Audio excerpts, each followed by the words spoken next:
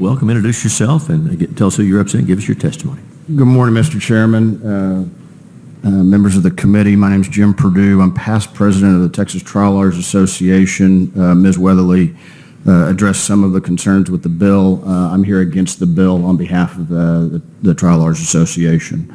I think it'd be appropriate in a limited amount of time. We have strong constitutional concerns, Mr. Chairman. The Constitution lays out the very concept of divisions of the appellate courts, but fundamentally, the Constitution of the state of Texas provides for electing our judges. The proposition underlying the bill is that issues of statewide import that would be literally with the state as a party and affect all citizens of the state should therefore have all citizens of the state now for the first time ever electing them members of this Intermediate Court of Appeals, which I agree with Senator Johnson. You can make that argument. It may make sense, except that we have 200 years of common law essentially under the system we've got now, and it has worked.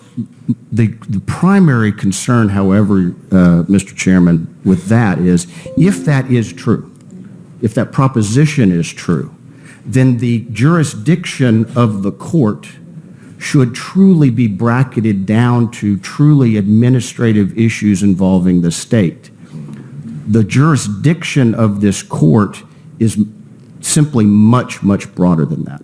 For example, in the list of exceptions, there is not a list of exceptions for claims that would be brought under the Texas Tort Claims Act, Chapter 101. So every single tort case involving a motor vehicle for the state of Texas, in concept, regardless of where filed, is going to be appealed to an Austin Court of Appeals.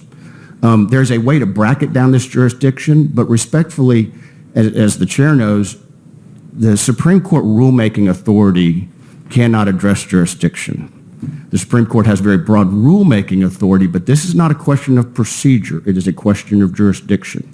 And as a last point, Mr. Chairman, in the jurisdictional matter, Part 3 of Section 104 says any other matter as provided by law.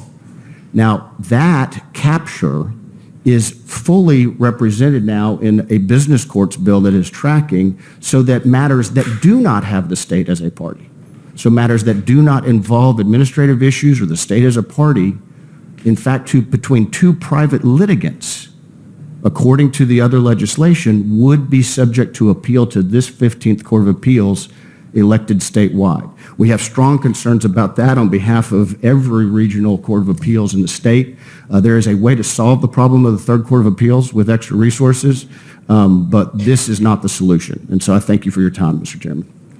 Thanks for your testimony. Senator Johnson. No questions for this witness. Thank you very much.